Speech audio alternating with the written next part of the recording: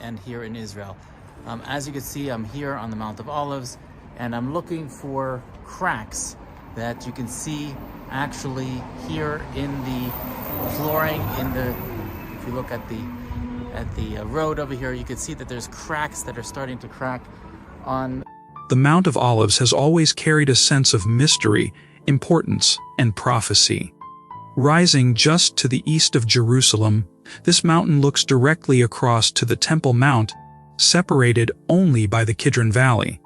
It is not the highest mountain on earth, but its slopes have witnessed some of the most powerful moments in biblical history, and it stands at the center of prophecy about the future. Today, this sacred mountain has again captured attention because reports are surfacing that cracks are forming across its surface. Some ask, could this unusual event connect to what the Bible foretold would happen when Jesus returns? Or is it simply a natural phenomenon? To understand this question, let us take a calm walk through the story of the Mount of Olives, its history, its spiritual meaning, and what is unfolding there today. The Mount of Olives appears many times in the Bible. It is mentioned in the Old Testament, the New Testament, and in prophecies about the end of the age. In the time of King David, it became a place of refuge. When David fled from his son Absalom, he went up the Mount of Olives, weeping as he climbed. 2 Samuel 15 verse 30. It was a mountain of sorrow, a place of tears and prayers. The prophet Ezekiel saw the glory of God depart from the temple and rest upon the Mount of Olives, Ezekiel 11 verse 23. That moment symbolized God's presence lifting from the city, yet waiting to return. Most importantly, this is the mountain where Jesus himself walked often. He prayed here, he wept here, he taught here, and from here he ascended into heaven. Luke 19 verse 41 tells us that Jesus wept over Jerusalem from the Mount of Olives, saying, "If you, even you, had only known on this day what would bring you peace, but now it is hidden from your eyes." It was also here that he gave his disciples one of the most detailed prophecies about the end of the age, known as the Olivet Discourse, Matthew 24. And Acts 1 verse 11 records how, from this very mountain he rose into heaven, with angels declaring, "This Jesus, who has been taken up from you into heaven, will come in the same way you saw him go into heaven." The prophecy is clear. The same mountain that watched him ascend will one day see him return. The prophet Zechariah paints a dramatic picture of what will happen on this mountain at the time of the Messiah's return. Zechariah 14 verse 4 declares, "On that day his feet will stand on the Mount of Olives, east of Jerusalem, and the Mount of Olives will be split in two from east to west, forming a great valley." This prophecy describes not only the physical return of the Messiah, but also a literal transformation of the earth itself. A mountain splitting from east to west, a valley forming, this is both symbolic and geographical. For centuries, believers have wondered how such an event would unfold. Now, as cracks are reported on the Mount of Olives, many are asking whether we are seeing the early signs of this prophecy beginning to take shape.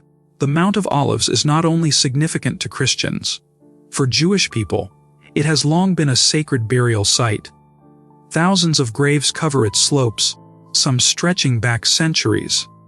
Jewish tradition holds that when the Messiah comes, those buried on the Mount of Olives will be the first to rise.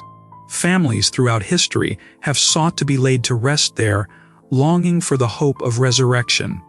For Muslims, the mountain is also tied to the Day of Judgment. Islamic tradition views the Mount of Olives as a place where final destinies will be weighed. So, this single mountain is a meeting point of faiths, Judaism, Christianity, and Islam. Each sees it as a stage for destiny, judgment, and divine arrival. Directly across from the Mount of Olives, on the eastern wall of Jerusalem's Old City, stands the Eastern Gate, also called the Golden Gate. This gate has a unique history. Today it is sealed shut with massive stones. When the Ottoman Turks ruled Jerusalem in the 1500s, they closed it. Some believe they did so because of prophecy that the Jewish Messiah would one day enter through this very gate. By sealing it, they thought they could prevent the fulfillment of prophecy. Yet Ezekiel 44 verse 2 says, "This gate is to remain shut. It must not be opened, no one may enter through it. It is to remain shut because the Lord, the God of Israel, has entered through it." For believers, this sealed gate is not a symbol of prevention, but of promise, a gate waiting to be opened when the King of Glory arrives. And where does this gate face? Directly toward the Mount of Olives. Now we come to the striking reports of today. Engineers and geologists have noticed that the Mount of Olives shows signs of shifting. Cracks are appearing along its slopes, and small landslides have been recorded. Some say underground water movement and natural erosion are to blame. Others point to earthquakes, as Jerusalem sits on a major fault line stretching through the Jordan Rift Valley. What is remarkable is the direction of these cracks, running east to west, the same direction Zechariah described when he spoke of the mountain splitting at the Messiah's return. Even if these cracks are purely natural, they cause us to pause. The earth itself seems restless, as though it is preparing for something monumental. The Bible often connects earthquakes with divine encounters. When God gave the law on Mount Sinai, the mountain shook violently. Exodus 19 verse 8 Eve. At the moment of Jesus' crucifixion, the earth trembled, and rocks split apart. Matthew 27 verse 51. When he rose from the dead, there was a great earthquake. As Matthew 28 verse 2. Could the cracks on the Mount of Olives be another such signal? A reminder that history is moving toward the greatest shaking of all, when the Messiah sets foot upon the mountain once more. Whether these cracks are prophetic or geological, they hold a spiritual message. The mountain itself seems to mirror the condition of our world. Just as its slopes are breaking apart, so too we see cracks in society, in morality, and in peace.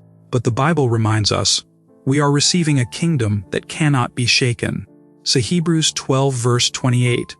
While nations tremble and the ground itself shifts, God's kingdom remains firm. The Mount of Olives reminds us that our hope is not in the strength of mountains, but in the return of the King. Jesus told his disciples in Matthew 24 verse 42, "Therefore keep watch, because you do not know on what day your Lord will come."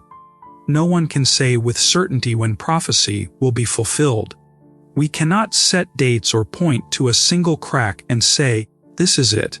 But every sign in Jerusalem, every tremor under the mountain of prophecy, reminds us that the stage is being set. The Mount of Olives is not simply stone and soil. It is a living testimony of God's promises. From its slopes, Jesus prayed. From its heights, he ascended. And to its ridge, he will one day return. As Luke 21 verse 28 says, "When these things begin to take place, stand up and lift up your heads, because your redemption is drawing near." The Mount of Olives is more than a hill outside Jerusalem. It is a mountain of prophecy, a mountain of tears, a mountain of destiny. From its ancient olive trees to its shifting ground today, it speaks of both history and hope. Whether the cracks we see now are natural or supernatural, they remind us that God's word is alive. Creation itself, as Paul wrote in Romans 8, is groaning as it waits for the revealing of the Messiah. One day, perhaps sooner than many expect, the Mount of Olives will split. The eastern gate will open, and the King of Glory will enter Jerusalem to reign forever. Until that day, we live with hope, faith, and watchfulness. The mountain is shifting, prophecy is stirring, and history is moving toward its appointed moment.